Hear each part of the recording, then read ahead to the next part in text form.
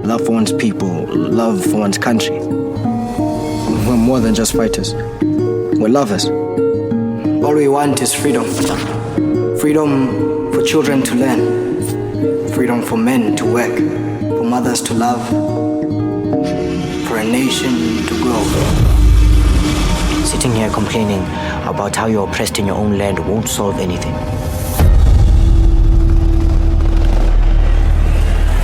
I think I saw was It's time to fight back. It's time to educate yourselves, to discipline yourselves. I think it's time we did something.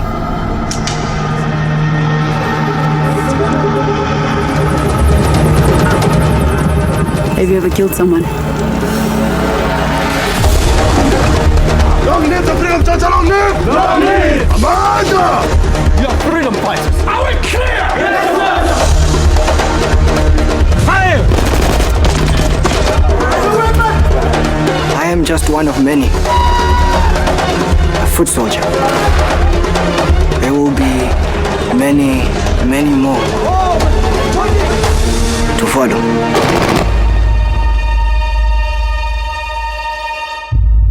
And there it is, the movie of the moment, Solomon Kalushi Mahlangu, a young man who sacrificed his life in the 1970s for the freedom we enjoy today, has been honored with a film to tell his life story.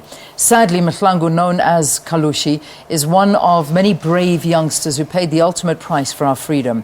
He was executed on the 6th of April 1979 in the Pretoria Central Prison for his role of activism, and after he was wrongfully found guilty of 2 counts of murder.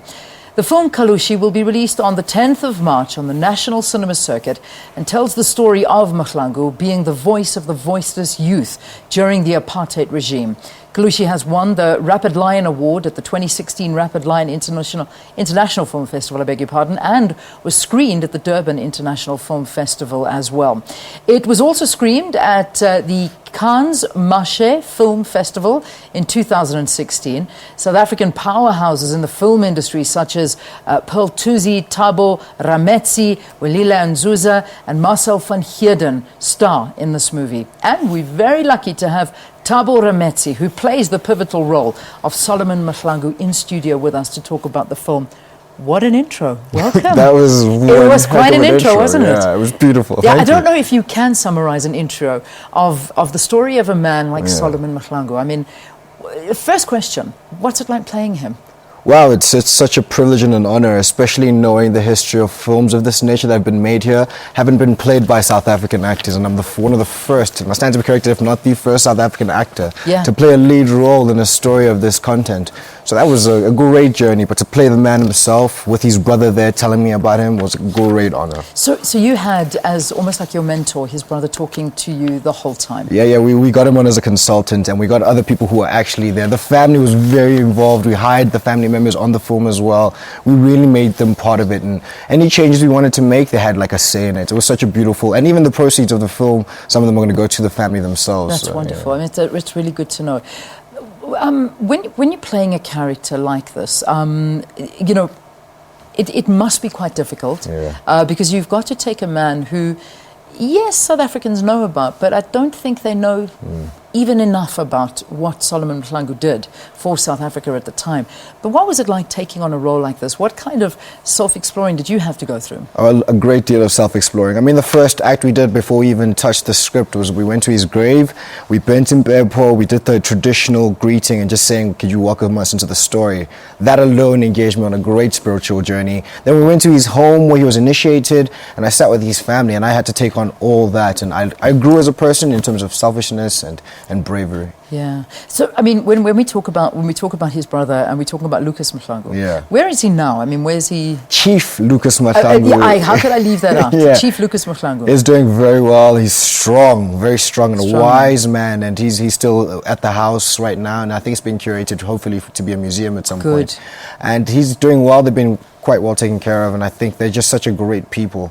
And the Mahlangus have just been such a brave family as well with what they've gone through with them. So let's take a quote from the 23-year-old Solomon Kalushi Mahlangu saying, "My blood will nourish the tree that will bear the fruits of freedom. tell my people that I love them and they must continue the fight. Yeah. Do you think, and I suppose I know the answer to your question, to this question already from you, but I mean, do you feel that the film does his legacy justice? You know, honestly, I have to say we didn't stick to the story as it was. It was important that we didn't make a documentary, we made a great film.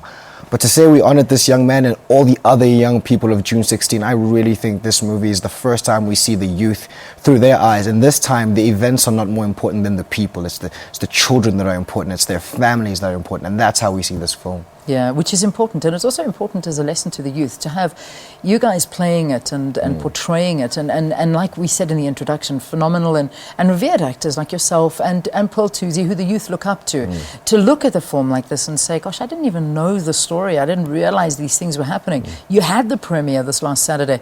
Were those some of the responses that you got? How has the response been? I have to be honest, we've had phenomenal responses everywhere. And, you know, we shot it 3 years ago, so I am a bit critical of my performance now because I'm older. Yeah. But everywhere we've shown it, in the premiere, in Sweden, in London, in India, everywhere people have received it with the same sort of empathy and beauty, and just they all walk away quite emotional from it. I imagine, because it's an emotional movie, and you're realizing things about your past and the history of your country that you live in, that you're discovering for the first time.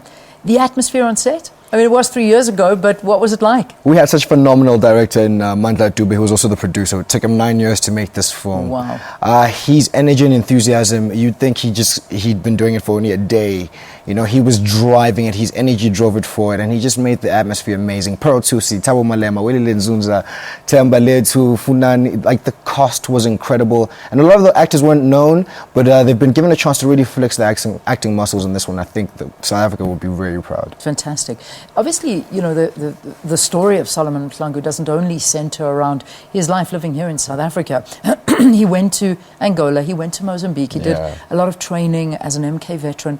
Do you showcase this in the movie as well? Beautifully. It was shot by a gentleman named Tommy Upshaw Maddox. He's a black American young man there. He's also worked on Straight Out of Compton, and he shot it, and he just showed Mozambique and Angola in such a beautiful way with rich textures. And every place, Mamelodi, Mozambique and Angola have different textures and grading form-wise to create that effect. And I think that it's very epic. It's an epic film. It feels like Titanic, one of those great epics that we've watched before. Well, I mean, you were telling me that this was shown. Where was it shown? To an audience of 700 people? Yeah, in Sweden we had an opening night. Yeah, a festival night. I mean, that's unbelievable. I mean, you would think, well, Sweden. Why would people be interested in a South African film? Well, the Swedes actually have a great relationship with South Africa. A lot of them were actually over here during the apartheid times, and we had a lot of them coming afterwards saying that. But we had 700 people. It was a standing ovation. We had we had ambassadors and such great people there just to really revere the film. And they came back again for another showing as well. Isn't that amazing? Yeah. So that's fantastic. So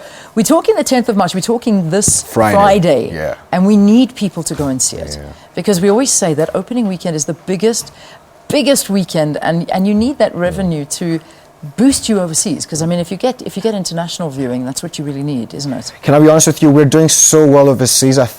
We're not even worried about them. We want our people to see it because we made it for our people. So on the 10th of March, fill it up, go to see the cinemas and go see Kalushi. Is fantastic. Well, listen, good luck.